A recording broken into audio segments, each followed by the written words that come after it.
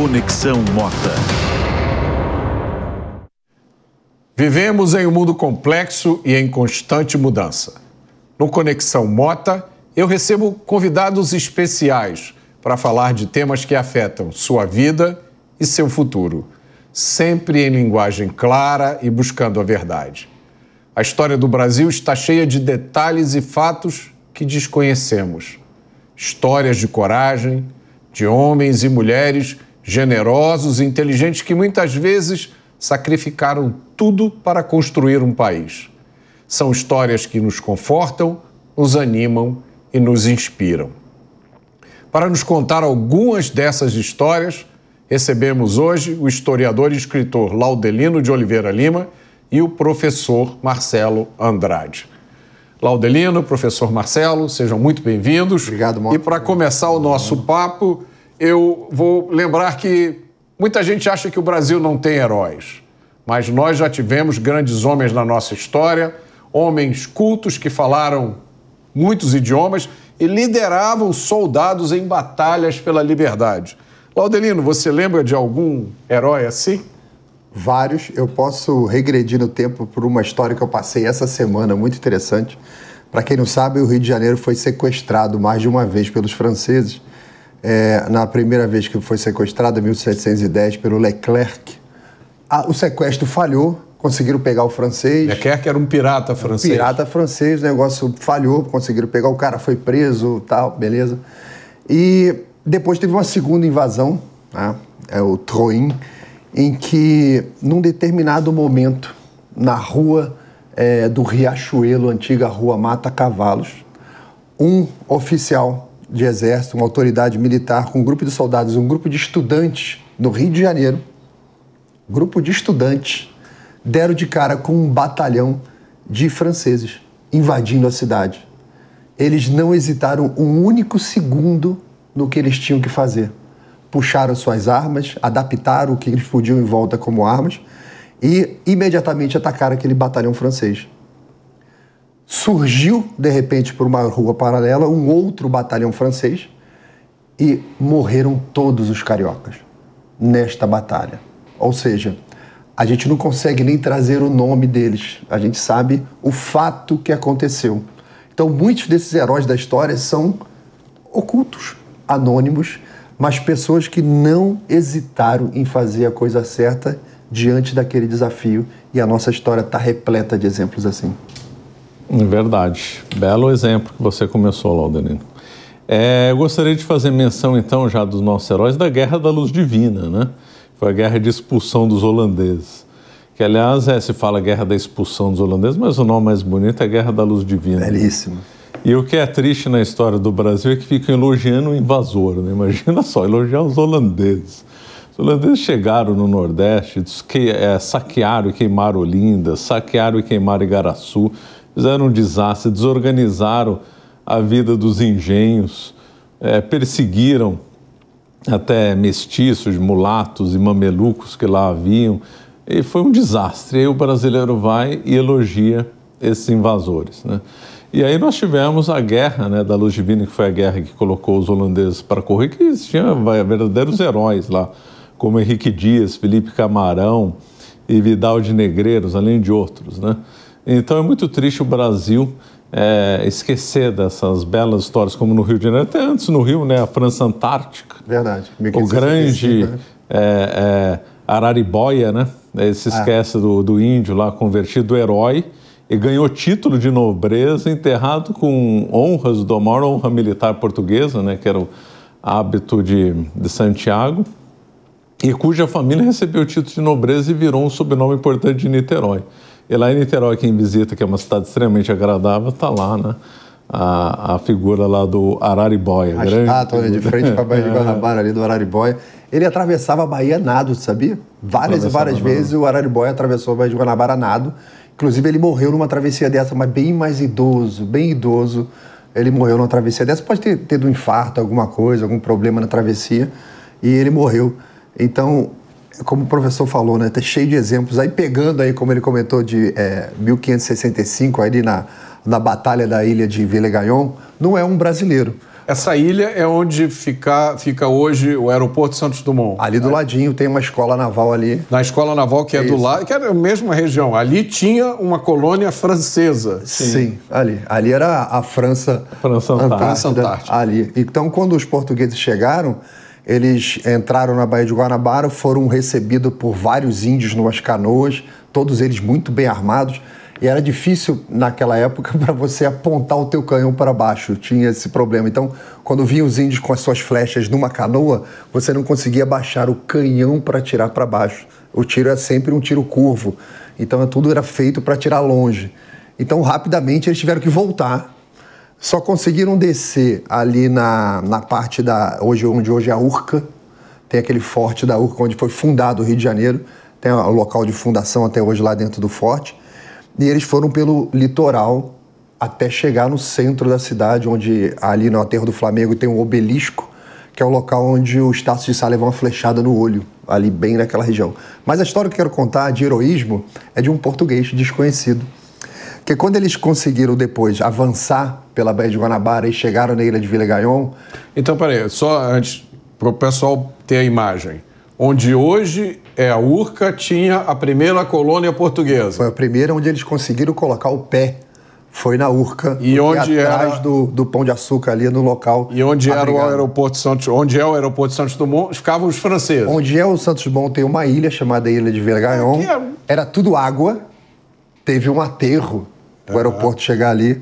Era tudo água, então era uma ilha bem isolada ali no meio da Baía da Guanabara. Ali ficavam os franceses. Ali estavam os franceses, com sua fortificação. Então, quando os portugueses conseguiram avançar, teve uma nau portuguesa que ficou trocando tiro com a fortaleza de Vila-Gaion. Aí chegou na madrugada, teve um português que estava olhando o combate, né? Ele ficou lá olhando assim e falou: os franceses estão sem camisa, aquele calor do Rio de Janeiro, com uma calça branca. E lá dentro eles lutando e tal. O cara foi dentro da nau ali, arrombou uma calça branca, mergulhou na água, foi nadando até Vila-Gaion, entrou e foi andando no meio dos franceses. Bonjour, ça va? Allez-vous? Bien, merci. Oh, português, tiro, estamos ferrados. Ele foi andando até o paiol e explodiu o paiol dos caras. Uma das viradas nessa batalha da Baía de Guanabara foi esse ato heróico de um português que a gente não sabe. Nem sabe o nome dele? Não sabemos o nome dele, que história mas ali está o DNA desse carioca que lutou em 1711 na Rua do Riachuelo, Mata Cavalo. Nós carregamos esse DNA. E hoje, a imagem que muita gente faz do carioca é de um povo indolente, preguiçoso, que foge da luta. Acabou com o Rio de Janeiro agora. Acabou, ele é carioca, eu sou carioca. Esse é o nosso DNA. E a gente combatia, expulsava os franceses. Sim. Agora eu quero pular vários séculos de história. Eu quero que você fale de um herói que nós tivemos, que era português também, veio para o Brasil menino, reza a lenda que durante a travessia do Atlântico ele leu a Ilíada. Isso, você está falando de Pedro I. Que lutava capoeira. Pedro I, e tão mal falado pela história oficial do Brasil. São dois momentos aqui, né? Eu comento um pouco da história, mas também aconteceu uma mudança dos historiadores brasileiros, mais ou menos ali no século XX. Você deixou de contar a história e começou a fazer a coisa muito personalística, né? Pegava os defeitos daquele personagem ao invés de contar a história daquele personagem. Por isso chegou muita coisa pra gente no século XX que é uma história mais medíocrezinha, mais pequenininha e não conta o que aquela pessoa fez. Então, quando a família real veio para o Brasil, isso foi relatado por um francês que era do corpo diplomático, que estava no navio da travessia, que era Eugênio de Monglave. Ele comenta que a Rábida, que estava dando aula de literatura para várias aulas que ele dava para Pedro I, a Rábida estava na hora da aula de latim. E o Pedro I curtia, gostava de literatura, gostava das aventuras. E ele procura ele pela nau inteira e não acha Pedro. E estava meio tempestuoso, estava meio tumultuada ali a travessia. E ele encontra Pedro com as costas no mastro, lendo a Eneida em latim na chuva. E ele vibrando, quer dizer, Você tem que pensar que esta travessia da família real foi a primeira grande aventura vivida por Pedro I. Aquele garoto ali, 8, 9 anos de idade, a primeira vez que ele saiu daquele ambiente controlado, do Palácio de Queluz ali e tal, que ele encontra aquele mundo que ele via nos livros. E ele estava lá lendo a Eneida em latim. Este é o mesmo cara que alguns historiadores falam que é um semi-analfabeto e tal. Eu acho que a gente lê latim, hebraico, com facilidade, aramaico, né? E também compõe com facilidade, porque ele também compunha várias músicas, né? Com extrema facilidade. Em questão de dias, estava lá, peças completas. Dito por Rossini. Compostas por ele, né? Que o cara era e além do que era uma figura assim, eu não tenho muita antipatia por certos aspectos do Dom Pedro I, mas uma nós não podemos acusar de ser covarde. Jamais. E de ser uma pessoa fresca, isso ele nunca foi. Ele sabia ferrar cavalo, sabia arrear cavalo, não tinha frescura. Uma vez ele estava com pressa e o cavalo não estava pronto dele. Ele mesmo terminou o serviço do ferreiro, lavou o cavalo, fez todo o serviço, arreiou e saiu em disparada. Eram poucos da guarda dele que conseguiam acompanhar o ritmo de cavalgada dele. Era Parece que ele tem o recorde de travessia. São Paulo, Rio de Janeiro é dele. Pelo menos é o que se diz. Não tinha frescura nenhuma na alimentação, ele adorava um toicinho, que tinha no Brasil, era a regra, né?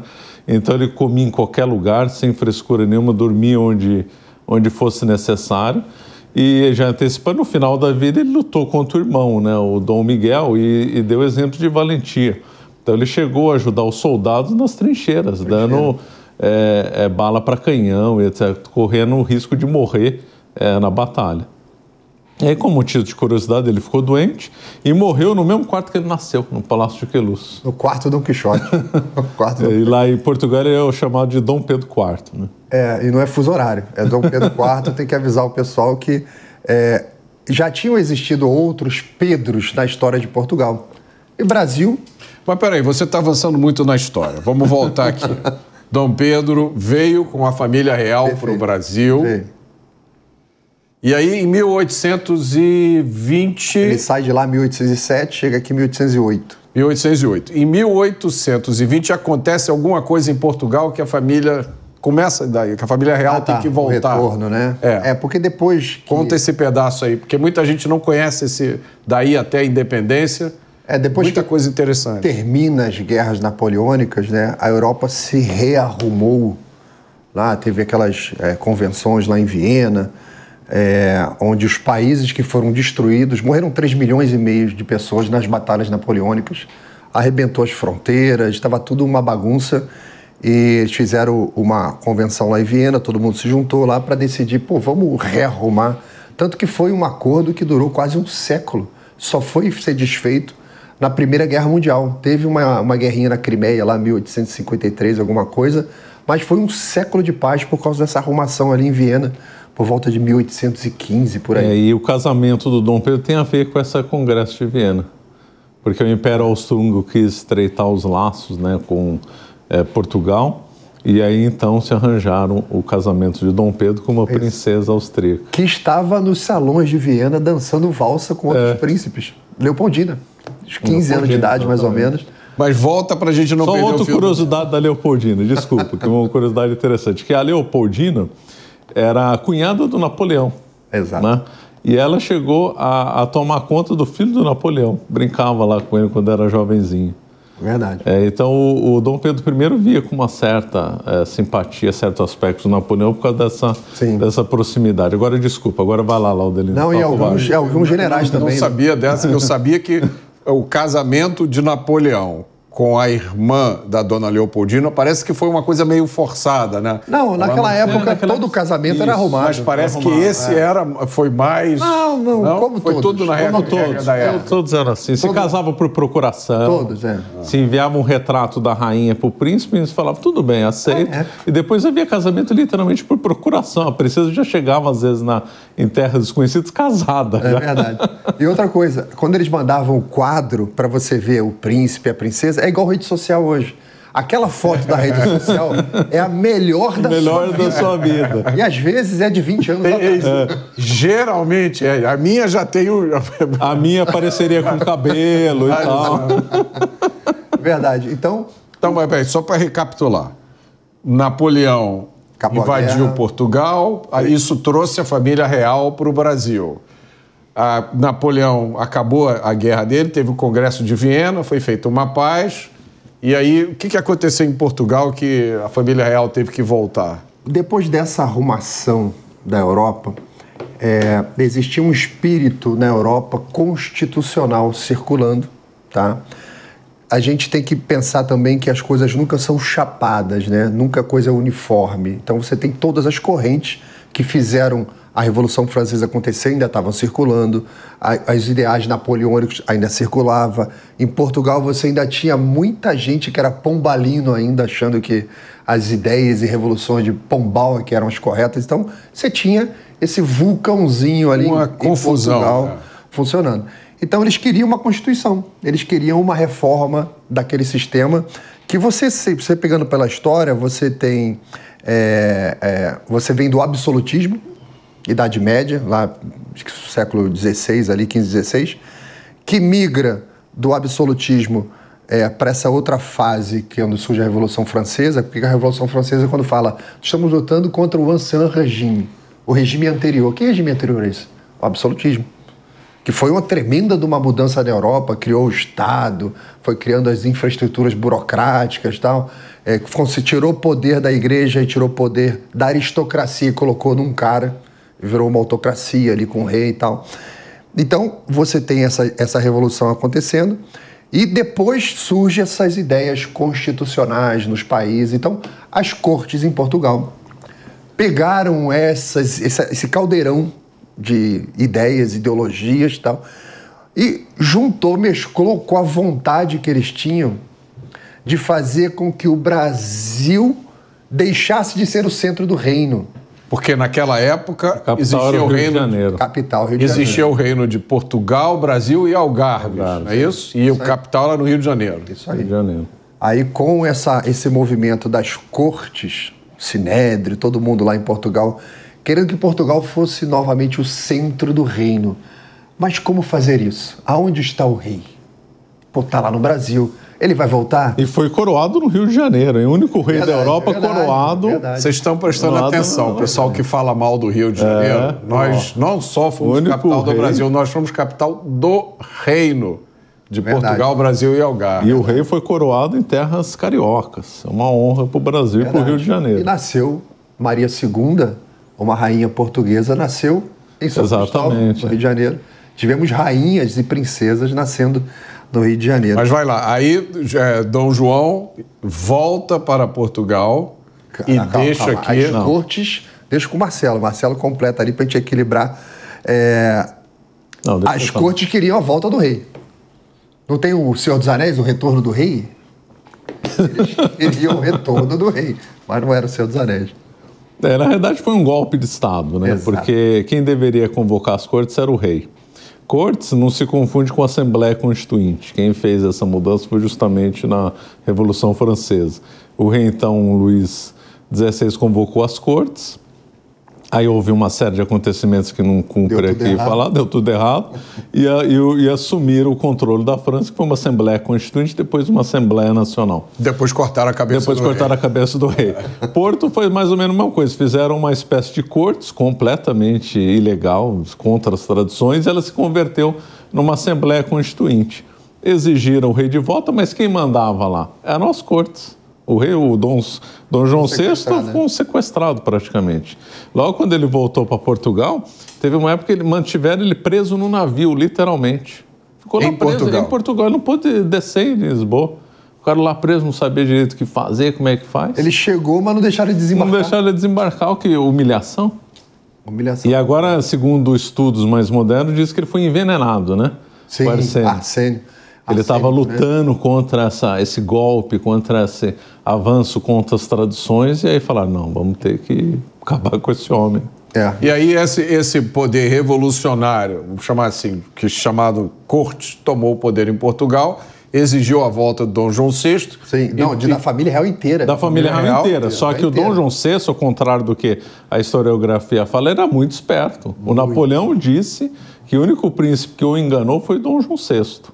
Muito culto, das maiores partiturotecas da Europa, era dele, né? Era a terceira maior do mundo, se não me engano. Perdia para Viena, Vaticano e depois era portuguesa. Ele trouxe, junto com a família real, trouxe Sigismundo Neumann, que trabalhou com Haydn. E quando ele chegou no Brasil, ele se deparou com José Maurício Nunes Garcia, grande músico. E aí ele trocou o regente oficial português por um mulato brasileiro. Nativo, Nativo. Isso aí ninguém conta, né? Ele percebeu que o valor do José Maurício Nunes Garcia era superior ao regente real, que chamava Marcos Portugal. Aí trocou, depois o Marcos Portugal fez um monte de intriga contra o José Maurício Nunes Garcia. E o Sigismundo Neumann, quando voltou para Viena, elogiou o José Maurício Nunes Garcia e falou: esse foi o maior autor de piano forte que eu já conheci na vida. Piano forte é o pai do piano. O mulato aqui brasileiro. O médico de Pedro I era um mulato, o médico de Pedro II era um mulato, da Maia. Mas vamos adiantar, senão o programa acaba e a gente não chega onde eu quero. Então vamos lá. A família real voltou para Portugal e deixaram Dom Pedro aqui.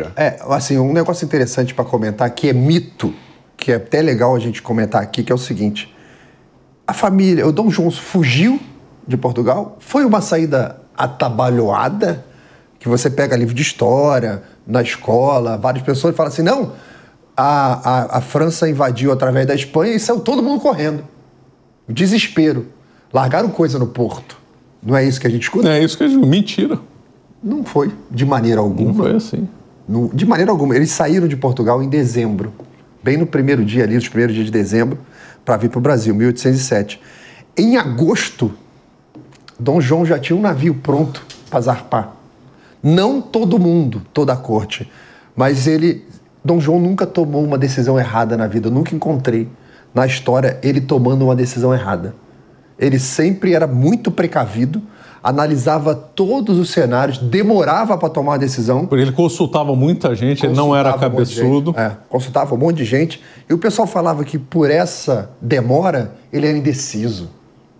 Ele falou, não, ele não errava a decisão depois, então acho que não era indecisão. Estava vendo todos os elementos. Então ele já tinha um barco preparado desde o mês 8 de agosto. Então você tinha que pensar no contexto da época, que é, a família real vem para cá, ok. Napoleão podia saber disso? Não. Então era secreto. Para ser secreto, a corte não sabia. Mas, ao mesmo tempo, ele tinha que preparar toda a logística. Mota, Marcelo, imagina, você vai viajar final de semana com a família. Você vai para o Rio.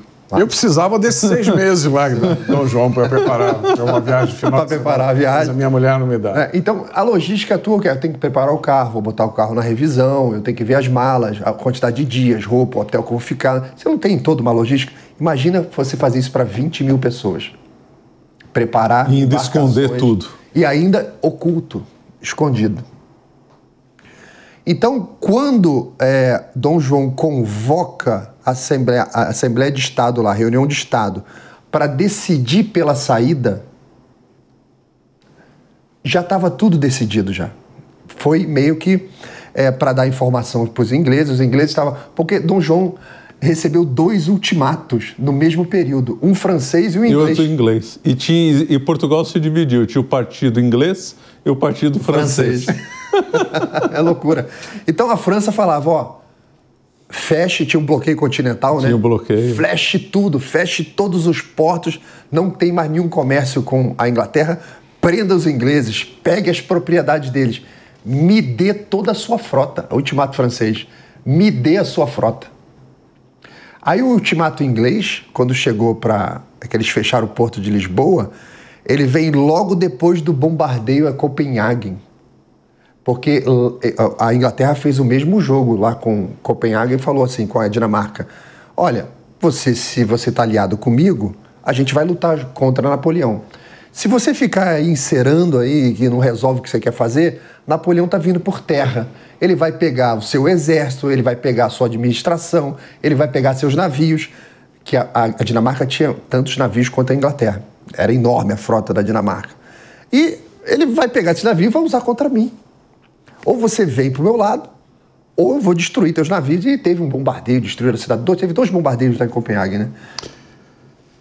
Não, aí deixa eu só completar. O programa vai acabar e o Dom João não vai... O Dom João ainda não vai chegar, não vai voltar. Não, mas só para completar a linha de raciocínio. Dom João recebe 2 ultimatos. O britânico que acabou de bombardear e falou, vou bombardear Lisboa. Vou fazer a mesma coisa em Lisboa. Ou você está comigo, lembra do Bush no 11 de setembro? Quem não está comigo é meu inimigo. Lembra disso? A mesma coisa. Só que Dom João estava preparando tudo bastidores. Sai com a família real. Professor Marcelo, tem um evento que eu descobri numa pesquisa recente que comprova, assim, mata-pau, de que foi tudo planejado. Há 5 dias do litoral de Pernambuco, estava esperando todo o comboio da família real no mar um brigue chamado Três Corações, repleto de frutas, verduras e comidas na rota deles. Ou seja, português não é burro. Já sabia muito tempo. Já sabia que já ia vir voltar. Quando viria, para eles estarem lá no oceano, na rota, com comida, esperando ele chegar. Na época não tinha telefone, não tinha internet. WhatsApp, não tinha telefone. Mas muito bem organizado, diga-se de passagem. Agora, vamos lá. Então, você descreveu um processo da vinda da família real. A família real veio...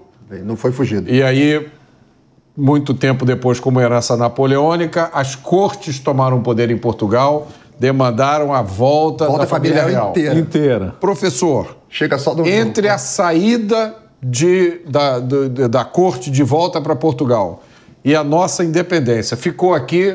Dom Pedro I. Como é que foi a vida de Dom Pedro I nesse período de tempo?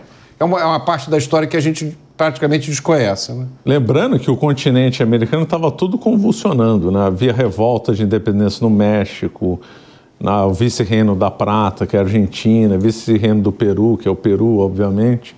Então, e aqui o Brasil estava em agitação. Não podemos esquecer que a grande revolta do Brasil foi a Revolução Pernambucana de 1817. Então aqui a coisa estava tensa em Portugal e estava tensa aqui no Brasil. Então tinha um pai e um filho, o rei e o príncipe herdeiro. Como resolver essa circunstância? A corte mandando os dois voltarem. O Dom João VI falou assim, não dá, eu não tenho condição. Ele pensou o seguinte, se nós dois voltamos e a coisa lá, a família real pode se perder completamente. Então, um vai ter que ficar e outro vai ter que ir, porque se esse que for se perder e acabar, pelo menos tem um aqui que é a reserva da nossa família real e reserva da monarquia portuguesa. Então, o que o Dom João VI pensou foi muito inteligente. Só um vai tentar controlar a circunstância e o outro fica. Então, foi extremamente inteligente essa decisão. Aí fala, por que não enviar o Dom Pedro I? Aí foi uma decisão, dizem, né? Várias versões, dizem que foi o pai falando, não, eu vou e você fica aqui. Né? Então foi extremamente inteligente. Inclusive tem uma carta dizendo do Dom João VI para Dom I, dizendo o seguinte, talvez o processo de independência, não lembro os detalhes, talvez o processo de independência do Brasil seja inevitável. Mas antes que aventureiros tomem a frente do processo, vamos nós ficar à frente. Olha que visão extremamente inteligente e perspicaz. Imagine se os dois fugissem. O Brasil não existiria, ia acabar. Uma revolta no Sul, outra na Bahia, outra em Pernambuco, outra no Grão-Pará, outra no Maranhão. O Brasil é muito regionalista, sem uma figura central que é o rei, aqui ia virar várias repúblicas. Agora, Laudelino, quando Dom João VI voltou, Dom Pedro ficou aqui com tropas portuguesas aqui. Sim. Né? Sim. Ainda era... Como é que foi a vida dele até a independência? Assim que Dom João foi embora, Pedro já sabia que tinha um cheiro constitucional no ar. Então ele adiantou uma série de ações. Ele falou, eu vou antecipar. Eu sei mais ou menos. Ele lia muito Filangieri, ele lia muito os autores constitucionais europeus, ele sabia... Leu o Benjamin Constant, nossa Constituição é do Benjamin Constant. Então ele sabia o que estava chegando. E ele tomou a decisão, vou adiantar algumas coisas. Ou seja, o Dom Pedro I não tinha mentalidade absolutista. Não, de jeito nenhum, de jeito nenhum. Ele era um tremendo de um democrata, né? Se eu puder usar essa palavra, que eu não gosto muito. Mas ele adiantou, ele fez o seguinte, ele fez uma série de decretos no Rio de Janeiro, reduzindo imposto. Ele disse que era proibido você prender alguém sem um processo. Princípio da reserva legal. Essas coisas ninguém fala, né? Não há crime anterior, sem lei anterior que defina nem pena sem prévia combinação legal. Tem que ter um processo, tal. Ele falava, ó, não pode botar um grilhão num prisioneiro sem antes ter tido um processo.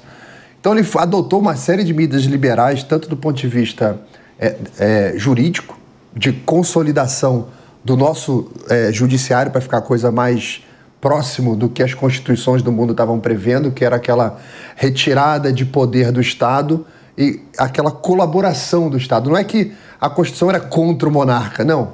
Era para trabalhar em conjunto, os dois, dando equilíbrio, pesos e contrapesos.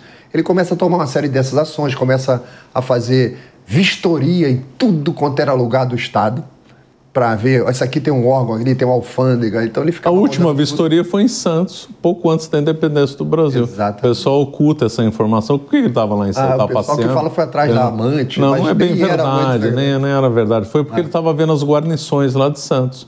Exato. Porque numa futura guerra com Portugal ele tinha que ver como é que estava o litoral, né? Mas Santos era um ponto Vocês estão importante. pintando a figura de um estadista que, como o senhor mesmo disse, professor, enquanto o resto da América Latina já estava começando o processo sem fim de revoluções, de regimes ditatoriais que dura até hoje, o Brasil era uma relativa... Só para você ter uma ideia, na luta da independência do México morreu 100 mil pessoas. O Brasil poderia ter virado uma carnificina. E não virou. As pessoas esquecem esses dados, né? Verdade. E tem um episódio de uma guarnição de tropas portuguesas aqui que ameaçou... Auxiliadora. Mas tem uma curiosidade dessas tropas portuguesas e das brasileiras. Tinha português do lado do Brasil. Brasileiro do lado português. Então não era assim como é pintado na história. Na luta da independência, porque teve luta na independência. Teve no Piauí, Cisplatina, na Bahia. Grão-Pará, Bahia foi a principal. E aí pensa, não, então era português de um lado, brasileiro era misturado. Tinha brasileiro do outro lado, bem parecido com a guerra da independência americana, onde você tinha colono que era a favor do rei. Os colonos legalistas do lado do rei. Exato. Exatamente. Com os holandeses tinha índio brasileiro ao lado dos holandeses matando brasileiro lá. Então tem de tudo. A divisão auxiliadora recebeu uma ordem das cortes portuguesas para levar o Pedro I embora para Portugal à força. À força, exatamente. À força. Aí entra o convento ali de Santo Antônio, a Rábida, Sampaio, eles fizeram um abaixo-assinado no Rio de Janeiro. O Rio de Janeiro tinha 60 mil habitantes. Antes da chegada da família real tinha até menos. Chegaram 20 mil, de repente, aí encheu a cidade. Mas eles conseguiram 8 mil assinaturas na capital, que foi enorme a adesão. E o pessoal do comércio tinha português que pegava em armas para defender a permanência de Pedro I. Então esse batalhão da Auxiliadora estava vindo da guerra da Cisplatina, veio aqui, estava vindo do sul, né? Já tinha ainda não tinha acontecido, a Cisplatina acho que não tinha acontecido ainda. Não, a Cisplatina virou Uruguai. Foi depois. A Auxiliadora estava vindo do Uruguai, lá do sul, da região da Cisplatina. É porque na Guerra Napoleônica o Brasil ocupou a Cisplatina, que era da Espanha, porque a Espanha era aliada da França. Assim como o Brasil ocupou a Guiana Francesa também. E assim que teve o tratado da França com a Espanha para invadir Portugal, a Espanha se adiantou e invadiu uma terrinha portuguesa. Aí o Brasil foi lá e invadiu umas terrinhas espanholas no sul, para devolver. Que é o atual Uruguai. É o atual Uruguai. Aí a Auxiliadora chegou no Rio de Janeiro e tinha aquela ordem de determinação militar para levar Dom Pedro à força. E Dom Pedro? Aí vem abaixo-assinado, o pessoal da cidade fala para Dom Pedro, não, pode ficar, a gente vai bancar, a gente vai ficar aqui, vai ter luta. A Auxiliadora se encastelou no Morro do Castelo. Que não existe mais. Não existe mais, o Pereira Passos mandou embora. E eles ficaram lá em cima, só que a divisão Auxiliadora é uma tropa profissional. Estava num número menor, dava mais ou menos uns 3 mil soldados. Mesmo que você tivesse 8 mil cariocas, seria um massacre. Porque é uma tropa profissional contra a população. E tinha padre no meio da população, estudante, todo mundo lá. Que coisa que fascinante. Quantas vezes a população encarou brasileira e a gente não sabe de nada disso. Em várias situações. Conta a gente... Segunda Guerra Mundial, a população se antecipou ao governo. A população que forçou o governo a entrar na guerra. Questão Cristo, a população se antecipou ao governo. E aqui, na divisão Auxiliadora... Termina a história da Dia do Fico. Eles foram para o Morro do Castelo, se prepararam para o combate. Hoje é o estacionamento ali da Praça 15, ficaram umas tropas também da Auxiliadora ali embaixo. E os brasileiros ficaram no Campo de Santana, se reunindo. E só enchendo de gente, a população chegando e tal. E existia a lenda que Dom Pedro I, que o comandante da Auxiliadora era o Alvilés. Cuidado com o que você vai contar. Ele já até sabe. Alvilés. Comandante Alvilés. Existia a lenda que Dom Pedro tinha adquirido um certo nível de intimidade com a esposa do Alvilés. E com o Alvilés, do comandante da Auxiliadora. Diz que ele... uma amizade ali, né, com a esposa dele. Eles não se batiam muito bem. Então, eles viram que aquilo ia dar uma chacina, que ia dar um problema. A Auxiliadora recuou. E foram, acho que para Niterói. Saíram para o outro lado, para Niterói, com a promessa de que eles iam embora. Tanto que eles demoraram um tempo para ir embora. Um dia, Pedro I ficou irado. Foi lá no navio, tem até uma pintura de um quadro e ele expulsando, assim, parece Dom Pedro I com a mão assim, mandando os caras embora. E é interessante ver esse quadro, porque quando você vê as dimensões, o Pedro I parece um cara alto. E ele era um cara alto para a época. A descrição é de que ele era um cara, embora tivesse 1,70 m e pouco, era considerado um cara alto para a época. Então, a divisão auxiliadora vai embora, né? E você meio que pacifica o Rio. E a ideia de que ele, Leopoldina e os príncipes não iriam. Eles ficariam. Foi o dia do Fico. O dia do Fico, dia 8 de janeiro. E, professor, o dia do Fico foi 8 de janeiro de 1822. Ali já estava... O que levou desse... O que aconteceu desse dia do Fico até o dia em que Dom Pedro famosamente declarou a independência do Brasil? Olha... E fala do papel também de uma mulher que teve um papel fundamental nesse processo, que a maioria de nós desconhece, né? Então, mas o dia do Fico já foi o ponto de inflexão, aquele chamado ponto do não retorno. Ali era só uma questão de tempo a independência. Dom Pedro sabia, José Bonifácio de Andrade sabia, Maria Leopoldina sabia, o padre Sampaio sabia, todo mundo sabia. Ali era uma questão de tempo para a independência. Por quê? Porque quando chegaram as informações em Portugal, eles não ficaram quietos, falaram, não, então vamos deixar tudo do jeito que está e tal, ninguém viu, ninguém sabe, não. Resolveram apertar, e aí então chegaram documentos, né? Na época as comunicações eram lentas, não é igual hoje, você aperta um botão, o pessoal acaba sabendo do outro lado do mundo o que está acontecendo, né?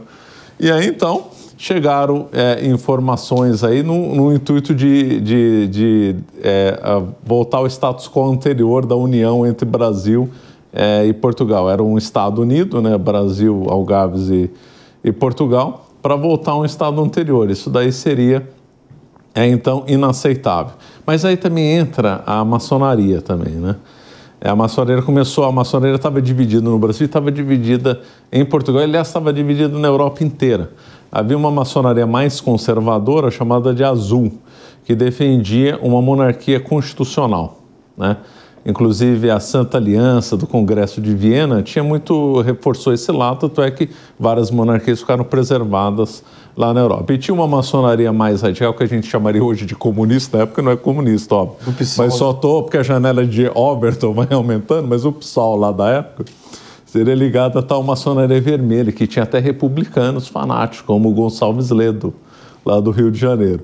Então, a maçonaria do Brasil estava dividida, o grupo do Ledo, o grupo do José Bonifácio. O próprio José Bonifácio montou uma outra sociedade secreta, na sequência chamada Apostolado.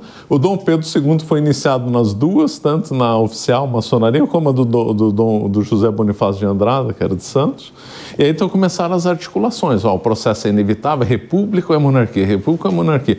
O grupo da monarquia acabou vencendo, por boa parte por causa do José Bonifácio de Andrada, e o 7 de setembro foi um mero estopim, quando chegou a documentação no Rio de Janeiro. O Dom Pedro I estava em Santos, né, vendo as guarnições, e aí quando ele voltou para São Paulo, porque você não tinha comunicação do Rio com Santos, né? Aliás, a comunicação do Brasil é complicado, só um parênteses. Você não conseguia ir do Rio de Janeiro para Corumbá por terra, tinha que ir por barco, dando voltas enormes. Tinha que pegar o Oceano Atlântico inteiro, entrar no Rio Paraguai.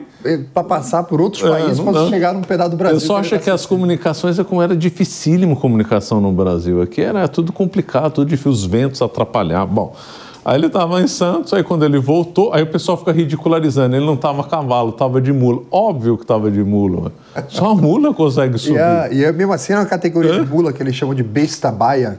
Se tu procurar na internet, viu o que é uma besta baia? É uma mula linda, que parece assim, uma égua parruda, meio pitbull, assim, forte, para pegar serra, para subir, para descer. Lembrando que essa serra aqui do mar chegou a ser chamada de Serra do Mata Padre. Era 3 dias para subir. 3 dias para subir. Era uma na base. Difícil. De Santos até a base da serra, era um dia, porque é tudo mangue. Depois era um dia inteiro para subir a serra e depois um dia inteiro da serra até São Paulo. 3 dias. No comecinho, quando não tinha bem antes da calçada de Lorena, tinha que subir em alguns pontos engatinhando. Para você ter uma ideia, cavalo não conseguia subir a serra, só cachorro. Cavalo não conseguia subir. Então imagina só, um padre, um português, com aquelas roupas pesadas, pega uma chuva torrencial na subida da Serra do Mar, se agarrando em coisa, ele ia pedir para morrer. Se cair. Ele já morreu, se torcer um pé, é morte. Fora que tinha cobra, um monte de bicho e tal. Então as coisas no Brasil não eram fáceis. Bom, o Dom Pedro II, o Dom Pedro I, naquela época já tinha calçada de Lorena, né? Ele subiu e aí quando ele estava perto do Riacho Ipiranga, ele recebeu as notícias, né? E aí então ele declarou um grito que não foi de momento, esse grito já tinha sido usado na Europa, já tinha lojas maçônicas com essa ideia, independência ou morte. Verdade. Já tinha sido usado na Europa esse grito, né? Então ele já sabia dessa condição, então quando ele chegou aos documentos, aí ele declarou. E de fato teve 2 gritos, né? A historiografia aponta 2 gritos. Então no momento que ele fala para uma guarda, para 3, 4, 10 no máximo, e depois para mais gente. Né? Pelo meu sangue, né? Independência ou morte. Tem até uma lenda que diz que também disseram independência ou morte na queda de Massada, lá em Israel. A queda de Massada também teve, Eleazar Ben Yair. Interessante porque... Mas antes de você entrar na história de Israel, porque se deixar o Laudelino solto, a gente daqui a pouco está falando do Big Bang. Eu quero que você conte da participação de uma mulher no processo de independência. Perfeito. Quando chegou esse navio com as informações, foi o Três Corações, o mesmo que levou as frutas e verduras e legumes. O mesmo navio. Foi o mesmo navio? Chegou o navio de Portugal com determinações das cortes. Ela veio com informações das cortes, informações dos constituintes brasileiros que estavam lá. Que faziam parte das cortes. Que faziam parte da corte. Não estava tendo espaço para falar, o pau estava comendo lá, o negócio estava feio. Só um parênteses aqui, último meu, hein? Esses deputados brasileiros, quando foram chegados lá, foram saudados como portugueses do além-mar. Mesmo às vésperas da independência, não tinha essa separação. Vocês são brasileiros e nós somos portugueses. Eles foram saudados como sempre se saudou os portugueses do além-mar. Portugueses do além-mar. Outro paralelo com a história da Revolução Americana, porque até o último minuto eles não se chamavam de americanos. Não chamavam. Eles chamavam ingleses. Exatamente. E lutando pelo direito de serem ingleses. Mas termina. Lutando agora eu não vou interromper mais. Vai lá. Os americanos Pode interromper à vontade, professor. Essas interrupções são ótimas. Outra live outro dia. Os americanos lutando pela Magna Carta de 1215 e a Revolução Gloriosa. Por aí vai, vamos lá. Chega esse navio com informações das cortes, dos constituintes, de espiões que trabalhavam para Pedro I. Bem observado. Veio várias informações, então veio um pacote, veio um pack lá, com várias visões do mesmo evento, o que estava acontecendo em Portugal.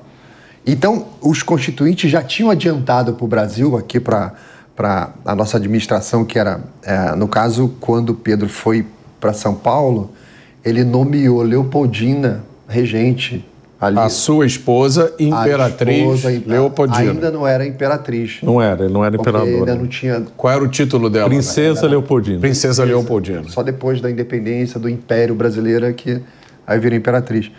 E ela estava nomeada como a regente, então ela tem poderes, mas tinha algumas restrições. Quando chega o navio com essas informações, isso é levado rapidamente lá para a Quinta da Boa Vista. A Leopoldina tem acesso a essas cartas e o Bonifácio também.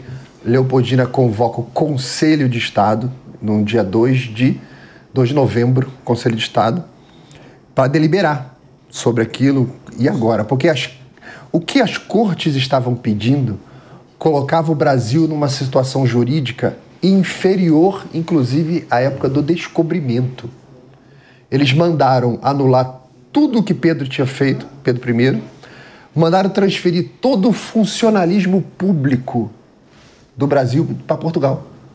Os tribunais, tudo para lá. Imagina, Mota, você vai processar alguém e tinha que entrar, pegar um advogado, mandar o cara lá em Portugal, o custo disso, né? Então, eles criaram uma situação impossível para o Brasil. Como regredir a uma situação anterior? Então, Leopoldina olhou isso, o Bonifácio olhou, Leopoldina chama o Bregário, que era um cara do STM, Superior Tribunal Militar, que era tido como o segundo cavaleiro do reino, só perdia para Pedro I.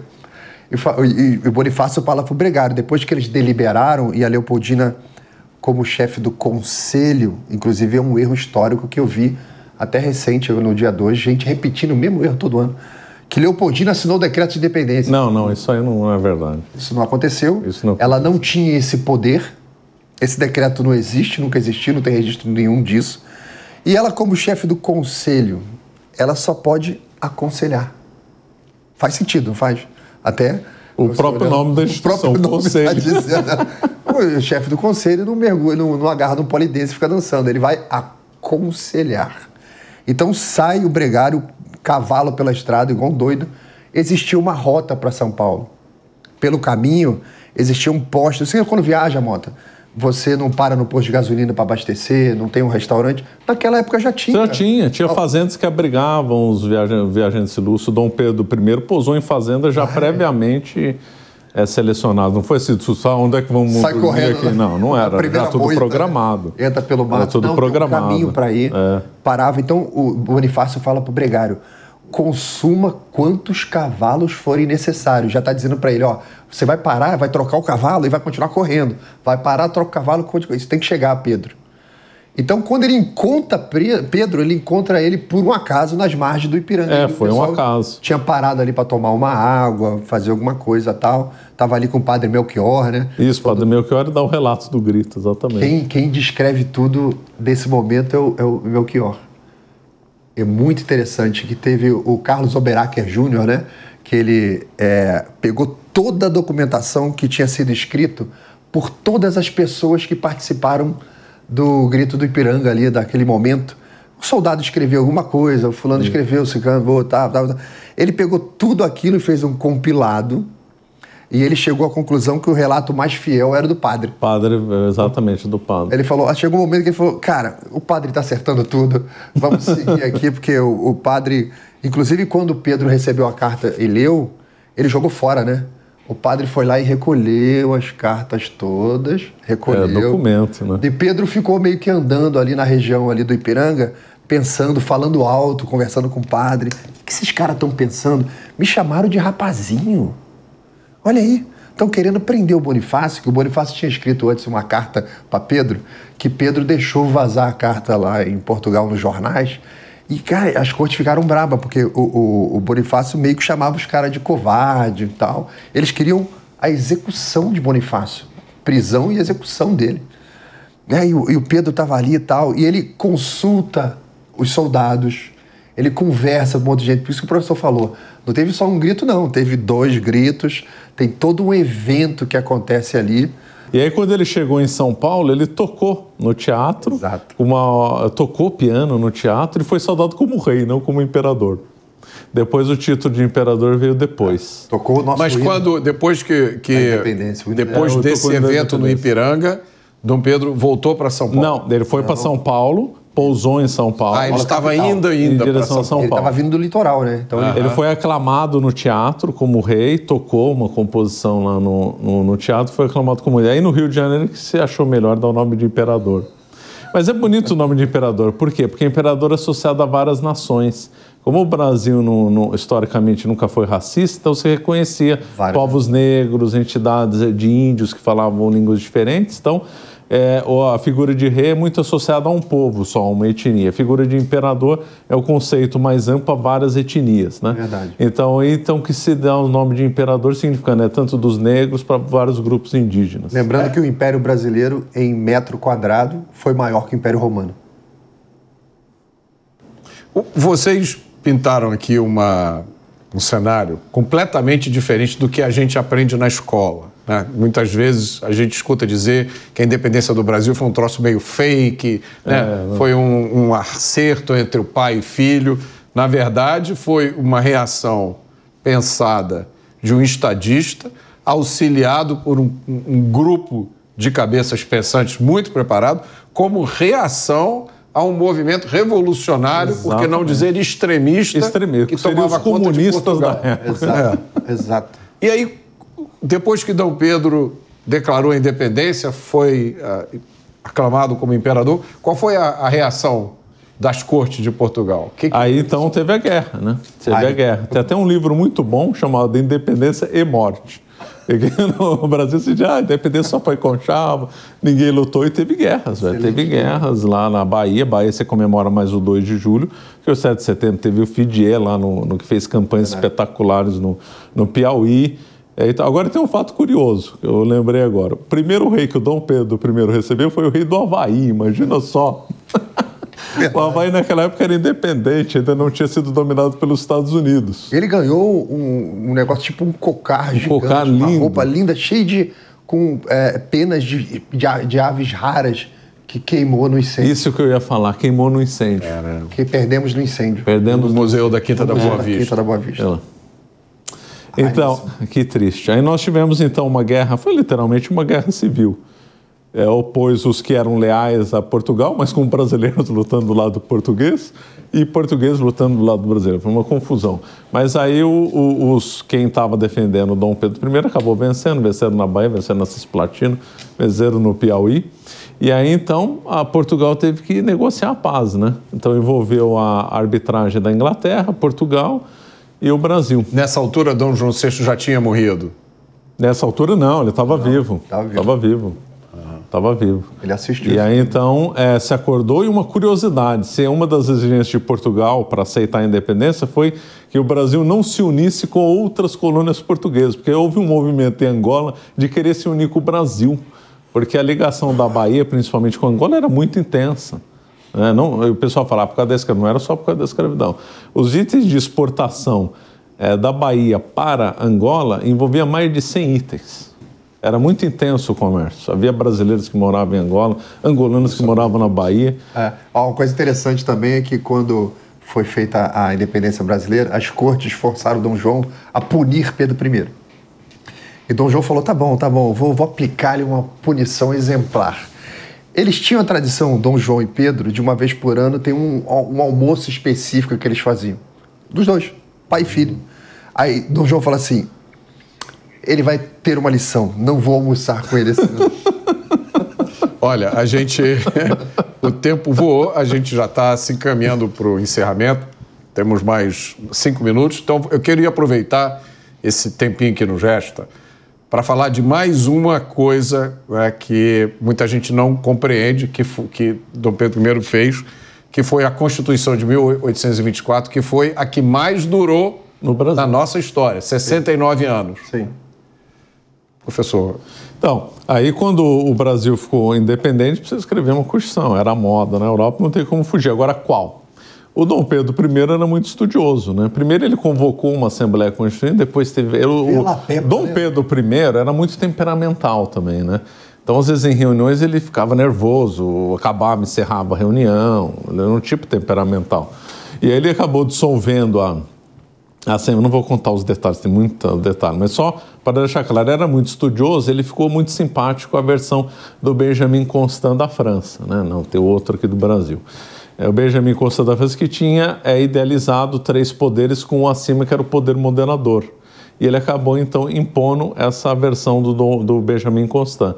Foi aplicado em 2 lugares só do mundo, Portugal e Brasil. O Portugal também aplicou, porque ele venceu a guerra contra o irmão Dom Miguel. Então, essa versão da Constituição brasileira, inspirada na francesa, mas imposta por Dom Pedro I, que acabou funcionando muito bem, né? Porque hoje nós estamos vendo que falta... É a mais bem sucedida da história. Como faz falta um poder moderador, né? Agora, nesses 2 minutos que restam, eu quero que você fale da volta de Dom Pedro para Portugal, do que ele fez lá até ele morrer. Vamos lá, 2 minutos? Caramba. Difícil. Vamos lá, então, independência do Brasil, o Brasil seguiu adiante, as coisas foram acontecendo e tal. Começou a surgir no Brasil muita fake news de imprensa. Tinha um jornal no Rio chamado Repúblico, passava o dia inteiro escrevendo mentiras sobre Pedro I. Tinha vários eventos na rua em que o Dom Pedro ia participar. Fake news. E o pessoal falava assim, dava o grito da juventude, né? Falava assim, viva Pedro I, desde que constitucional. E Pedro I falava assim, o que esses caras estão falando? Fui eu que fiz a Constituição, eu que dei para vocês, eu que tornei o país independente. O que vocês estão dizendo aí? E aquela insistência dizia que Pedro era antidemocrático. Ele podia dar um golpe.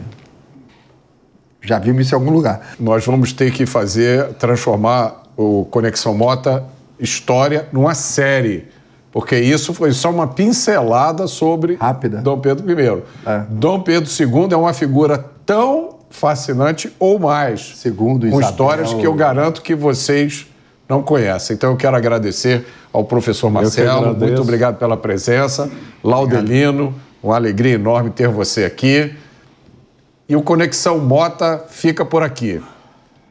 E para você que gosta do jeito Jovem Pan de notícias, não deixe de fazer a sua assinatura no site www.jp.com.br.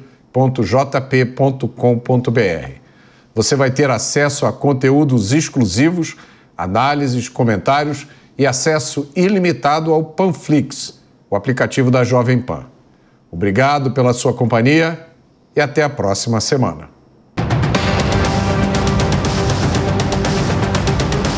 Conexão Mota. A opinião dos nossos comentaristas não reflete necessariamente a opinião do Grupo Jovem Pan de Comunicação. Realização Jovem Pan News.